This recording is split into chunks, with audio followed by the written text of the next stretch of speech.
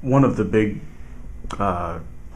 conflicts or debates that's been going on kind of during this election year and the last couple of years, talking about making it easier for businesses to actually do business in Fort Wayne. Any thoughts on where we're at in that, where we need to go?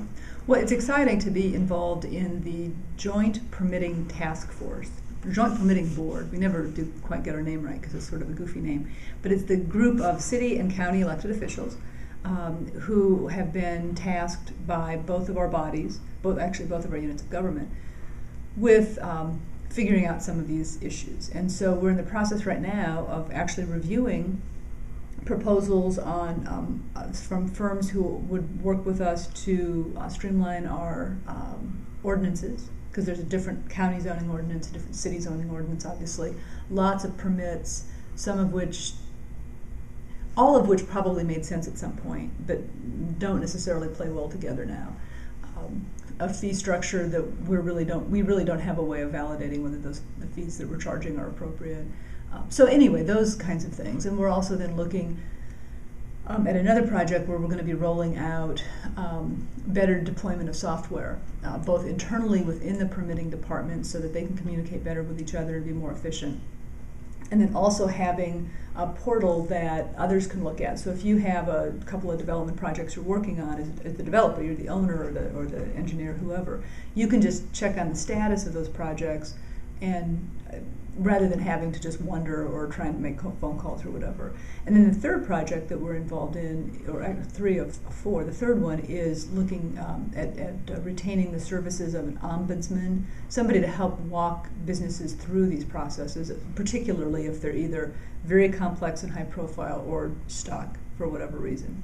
And then the last thing, which has already begun, is developing and then implementing customer service training for all of our permitting departments, and not just how to answer the phone nicely and so forth, but really how do you, as an employee who has authority really over the public or the development community, the business community coming in, how do you deal with that? Because having worked for the city for a long time, I can tell you that the people who work in the zoning department or building department or any of those areas really don't view themselves as having as much power as they arguably do, or certainly not how the public views them. And so you just have kind of this expectation, this mismatch, which I think that we need to be able to constantly work with our employees on to make sure that they're communicating effectively with the public and being responsive to them. How much of a stumbling block has it been up until some of these changes are going to start to go into effect, and some of the changes already with getting everything kind of under one roof at Citizen Square? How much of a stumbling block has that been to the business community? Well, I think it has been a problem. Not for everybody, not for every project, but it has been a problem. And this is something that's been being talked about for decades. I mean, 10 years ago when I was Director of Community Development, we had a project where we took one process, the improvement location permit process, and using actually some of the techniques, the Six Sigma and other techniques that the city has in its toolkit now, trying to make that process more streamlined, and had some short-term results. But there was not a commitment at that time from the top level administration to basically make the employees within that process continue that process, and it just went away. I mean, there are people who work there now who don't even remember that it happened. The other stumbling block has been that you have both the city and the county, and so it's not just enough for a mayor or a county commissioner to say, well, this is really important and we're going to prioritize it.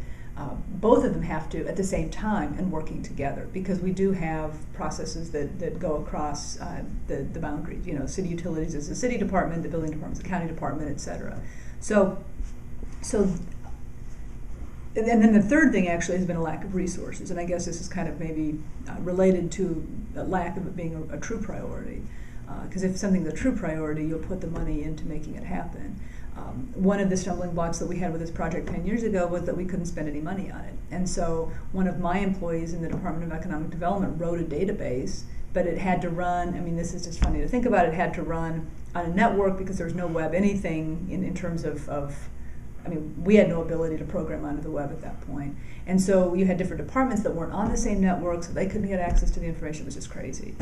So we're really, both the city and the county are putting in significant amounts of money. I mean, overall it's about a $1.4 million project that we're splitting in half. But it is so important because we have to get this right. And we do lose, and have over the last 15 or 20 years, lost businesses to other communities, either in the surrounding Northeast Indiana region or even worse, to other locations. And we can't continue that. So we really do need to make our systems better. And on top of that, you know, the bar keeps rising all the time. And so what was good enough 10 years ago isn't good enough anymore. And I think that that's part of what we need to be able to communicate with our employees is, okay, so you improved this little system over here 5 years ago. Well, that's great. And now you get to keep doing it again and again and again and again because the bar keeps getting raised. And they don't necessarily always understand.